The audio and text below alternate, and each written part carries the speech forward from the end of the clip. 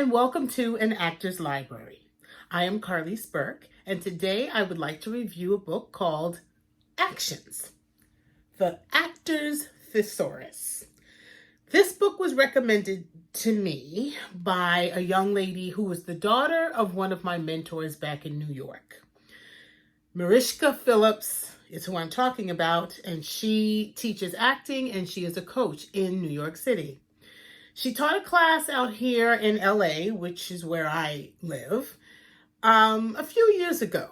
And she recommended this book, and I've been using it ever since in my work as an actor. I've never reviewed it thus far, but I think today is a good day to do so. This book is amazing. It's not a book that you read from cover to cover. Actually, what it does is help you as an actor make your character more interesting, bring your character to life, and give you many choices on how to deliver your dialogue. It's better for me to probably show you what I mean than to explain it, especially if you're not in the industry and if you're not an actor, it's just going to be totally confusing. So I'm going to try to make this fun for whoever chooses to watch this today. I'm going to give you an example of how to use this book. Let me first show you a page. It's filled with words from A to Z, as you can see. We're in the D's. There's a major word here. Let's take displease, which is the word, on the side, the first word. And then it gives you many choices of words that have the same or similar meaning. Okay, so that's how the layout of the book is. Now I'm going to show you how to use that from an actual scene that I performed in a show called Dave.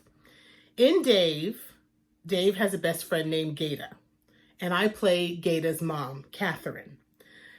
Gata and I did a scene where we were shopping in the mall, and this dude rolls up on my son, and obviously there's some confrontation between the two of them that I don't know about. So we talk a lot in acting about objective. Every character has an objective, meaning every character wants something. So in this situation, Catherine wants this child to get up off her son. She wants to diffuse the situation, and she wants peace. She wants to get Gata away from this man who's all up in his face. So what this book does is it takes it even deeper than what do you want. And it encourages you to look at your dialogue as an actor, beat by beat, line by line, and turn that want into an action. That's why it's called Actions. So the way I did that for this scene was, I want to get my son away from this guy. But what does that mean in one word? What does that mean my objective is? That would be a word that I would maybe find in this book. And so I found the word protect. I want to get my son away from him because I want to protect him because I don't know what's about to go down.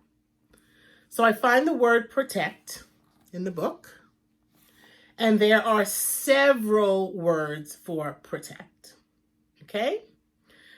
Let me read you the line first that I'm working with. My line is, Gata, if you owe this man something, give it to him so we can leave. Gata, if you owe this man something, give it to him so we can leave. Okay, that's me just reading the line. Now, let's put some stank on it. What if I used the word patronize? Maybe I'm patronizing to my son because he's always getting into some stuff. He's always having beefs with people. He's all over the place. I'm always bailing him out. I'm always protecting him. So now I'm going to do this with a patronizing tone. Okay? So then it may sound something like this. Gator, if you owe this man something, give it to him so we can leave. Okay?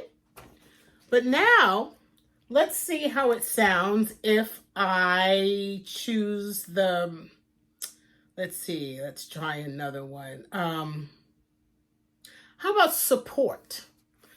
It's kind of the opposite of what I just said, right? Support. Oh, and also, let me just show you this really quickly. So for every word that they give you, you can also find that word in the book as well, and it will give you other choices. So you can go as deep as you want to go with this. So let's just use support as an example. I find the word support in here, and oh my goodness, there's so many choices. So you can pick one of these if you'd like. Let's see, protect is there because that's obviously a synonym. But I'll just go with defend. Defend, okay? So we've got protect leads to support, which leads to defend. I am going to defend my son in protecting him. And so let's see how that's read with that tone. Gator, if you owe this man something, give it to him so we can leave.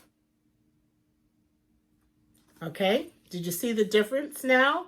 I'm protecting my son and defending him, or I'm protecting my son and patronizing him at the same time. So if you're an actor and you have trouble sometimes trying to get the gist of what it is you're saying or how to say it, or you want to play around with different ways of delivering your line, this is the perfect book for you. Not only can you have fun with it, when you get to set and the director throws something at you, you can be ready for anything because you've already tried it, you've already thought about it, you've already played around with it in a lot of different ways. And so a lot of times we work on our lines at home.